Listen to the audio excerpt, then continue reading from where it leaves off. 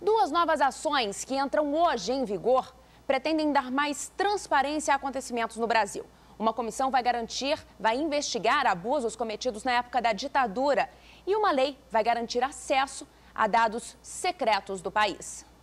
A Lei de Acesso à Informação garante que todos os brasileiros possam consultar documentos públicos do Executivo, Legislativo e Judiciário. Pelas novas regras, o prazo máximo de sigilo foi limitado a 25 anos para documentos ultrasecretos, podendo ser renovado uma única vez, 15 anos para os secretos e 5 para os reservados. Já a Comissão da Verdade pretende examinar e esclarecer as violações de direitos humanos ocorridas entre 1946 e 1988, mas não tem poder de punir os responsáveis. Os integrantes são José Carlos Dias, advogado, ex-ministro da Justiça e conselheiro da Comissão Justiça e Paz de São Paulo; Gilson Dipp, ministro do Superior Tribunal de Justiça e do TSE, coordena grupo de juristas para a reforma do Código Penal; Cláudio Fonteles, ex-procurador-geral da República, membro do Conselho de Defesa dos Direitos da Pessoa Humana; Paulo Sérgio Pinheiro, cientista político, diplomata, ex-secretário especial dos Direitos Humanos e integrante do Conselho Curador da Empresa Brasil de Comunicação; Maria Rita Kell, psicanalista e escritora, foi editora do jornal Movimento, que fazia oposição à ditadura; José Paulo Cavalcante Filho, ex-ministro da Justiça e consultor da Unesco e do Banco Mundial; Rosa Maria Cardoso Cunha, advogada, defendeu perseguidos e presos políticos, entre eles a presidenta Dilma Rousseff.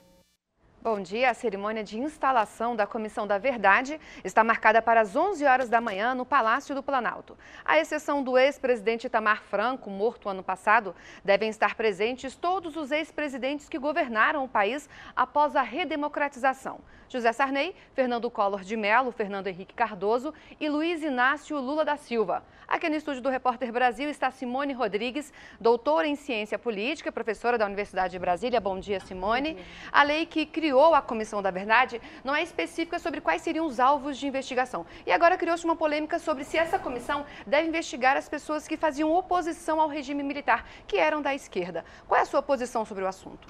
Olha, eu acho que o mais importante é a gente pensar nas vítimas, levantar os abusos de direitos humanos de forma geral. Mas eu acho que um papel importante da Comissão da Verdade é quebrar alguns mitos, como, por exemplo, que era uma guerra entre dois lados iguais. Eu acho que o Estado tem um compromisso de garantir o bem-estar dos seus cidadãos e a violação dos direitos humanos vindo da parte do Estado, ela é muito grave. Então, isso tem que ser apurado para se quebrar uma cultura de autoritarismo no Brasil que prevalece, eu diria, até hoje. Então, ainda que se foque na vítima e que pode haver vítimas da parte do Estado, eu acho que é muito importante que se pense que a sociedade toda foi vítima desse período. Não só aqueles que pegaram em armas, mas tiveram donas de casa que foram presas, tiveram políticos que foram presos. A sociedade viveu a falta da informação, o medo de se pronunciar publicamente. Então tem que se pensar muito o lado do Estado, porque ele é o garantidor do bem-estar da população como um todo. Agora, Simone, como se garantir que a comissão não seja utilizada para garantir interesses políticos de A ou B? Então, se ela se focar nas vítimas, na dinâmica dos direitos humanos, na estrutura, nas instituições envolvidas nesse processo de criar o terror na sociedade, ela não vai ser beneficiada por A ou B, ela não vai beneficiar A ou B. Vai depender do uso dessa informação por diversos setores da sociedade. E esse tipo de cautela vai ter que ser tido passo a passo nos pronunciamentos da Comissão da Verdade. Agora a comissão ela tem um prazo de funcionamento de 2 anos. É o prazo suficiente para se colocar a limpo essa história do Brasil?